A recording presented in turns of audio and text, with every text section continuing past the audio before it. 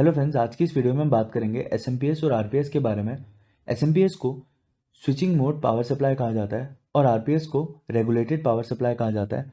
ये दोनों ही devices AC को डीसी में कन्वर्ट करने का काम करते हैं। जैसे कि हम जानते हैं कि एसी को डीसी में करने के लिए हमें रेक्टिफायर सर्किट लगाना पड़ता है, पर अगर हम डायरेक्ट रेक्टिफायर सर्किट लगाएंगे तो उसमें जो हमारा आउटपुट आएगा उसमें काफ़ी सारी डिस्टर्बेंस होगी और जो हमारी वोल्टेज होगी वो भी डिजायर्ड नहीं होगी। तो इसीलिए हम एसएमपीएस या आरपीएस का यूज़ करते हैं। जैसे कि आरपीएस का नाम है रेगुलेटेड पावर सप्लाई, तो इसमें कंफ्यूज नहीं होना कि पावर सप्लाई को रेगुलेट करने का काम करता है। इसमें जो हमें पावर सप्लाई मिलती है वो रेगुलेटेड मिलती है, क्योंकि एसएमपीएस में भी हमें रेगुलेटेड पावर सप्लाई मिलती है। जैसे कि आप देखते हैं 24 टू 28 वोल्ट, तो इसमें भी हमारी जो पावर सप्लाई है हम उसको वेरी कर सकते हैं। तो अब इनमें डिफरेंस क्या होता है एसएमपीएस और आरपीएस में, तो अब हम डिफरेंस के बारे में बात करते हैं। ये आरपीएस का ब्लॉक डायग्राम है। आरपीएस में हम जो सप्लाई होती है वो ट्रांसफार्मर में देते हैं। ट्रांसफार्मर उस सप्लाई को जितनी हमें सप्लाई आउट में चाहिए होती है उसमें कन्वर्ट करता है। वो सप्लाई रेक्टिफायर एसी को डीसी में कन्वर्ट करता है और उसमें जो डिस्टर्बेंस होते हैं फिल्टर उन डिस्टर्बेंस को ख़त्म करता है और रेगुलेटर से जितने हमें सप्लाई चाहिए होती है वो हम रेगुलेट कर लेते हैं और लोड को देते हैं। ये हमारा आरपीएस का ब्लॉक डायग्राम। और वहीं पे अगर हम एसएमपीएस की बात करें तो एसएमपीएस में हम एक चॉपर लगाते हैं। चॉपर बेसिकली एक स्विचिंग डिवाइस होता है। ये पावर ट्रांजिस्टर हो सकता है, मॉसफेट हो सकता है। तो बेसिकली स्विचिंग डिवाइस होता है जो जिससे कि जो हमें पावर सप्लाई वो स्विचिंग मेथड वाली मिलती है। इसको थोड़ा डिटेल में समझते हैं। ये एसएमपीएस का सर्किट डायग्राम है। जैसे कि आप देख रहे हैं, इस पहले रेक्टिफायर को हमने सप्लाई दी एसी, रेक्टिफायर ने वो सप्लाई कन्वर्ट करी डीसी में। ये जो डीसी में डिस्टर्बेंस है उसके लिए हमने लगाया फिल्टर, फिल्टर ने उसको प्योर डीसी में कन्वर्ट करा। अभी जो प्योर डीसी होती है ये स्विचिंग डिवाइस है। इसको हम स्विचिंग मेथड से इसको हम हाई फ्रीक्वेंसी और हाई वोल्टेज में कन्वर्ट करते हैं। अब पॉइंट ये है कि हाई वोल्टेज और हाई फ्रीक्वेंसी में कन्वर्ट करने का क्या रीज़न होता है। हाई फ्रीक्वेंसी में कन्वर्ट करने का ये रीज़न होता है कि हमें जो हमारा जो ट्रांसफार्मर होता है उसका साइज छोटा हो जाता है और वो ट्रांसफार्मर हल्का हो जाता है।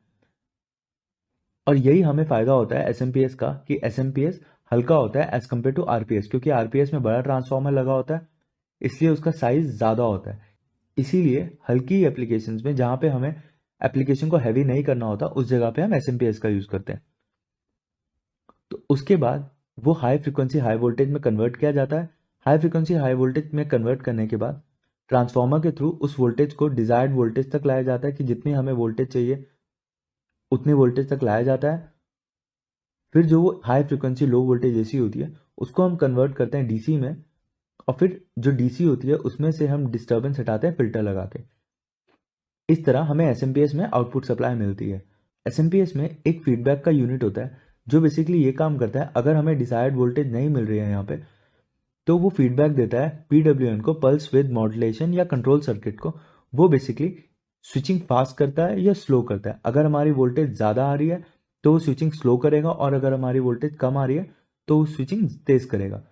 इस हिसाब से हमारा एसएमपीएस वर्क करता है। तो एसएमपीएस को इंट्रोड्यूस करने का रीज़न ये था मार्केट में कि जो हमारा आरपीएस था उसका वेट हैवी हो रहा था और उसमें जो आउटपुट आती थी उसकी जो एफिशिएंसी होती थी वो 20 या 30 होती है। वहीं पे अगर हम एसएमपीएस की बात करें, क्योंकि इसमें स्विचिंग मेथड होता है तो हम फ्रीक्वेंसी बढ़ाते हैं तो ट्रांसफार्मर छोटा हो जाता है। ट्रांसफार्मर के छोटे होने की वजह से एसएमपीएस का वेट कम हो जाता है। तो पहला फ़ायदा हमें एसएमपीएस का ये होता है कि उसका वेट कम हो जाता है, तो हम उन एप्लीकेशंस में यूज़ कर सकते हैं जहाँ पे हमारी एप्लीकेशन हल्के वेट की होती है।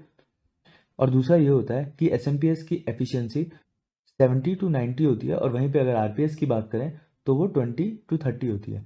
इसीलिए एसएमपीएस उन जगहों पे बेहतर है जहाँ पे लाइट वेट एप्लीकेशन होती है। तो एसएमपीएस का हमारा यूज़ होता है इंडस्ट्रीज़ में, मेडिकल यूनिट्स में, मिलिट्रीज़ में और टेलीकम्युनिकेशन में।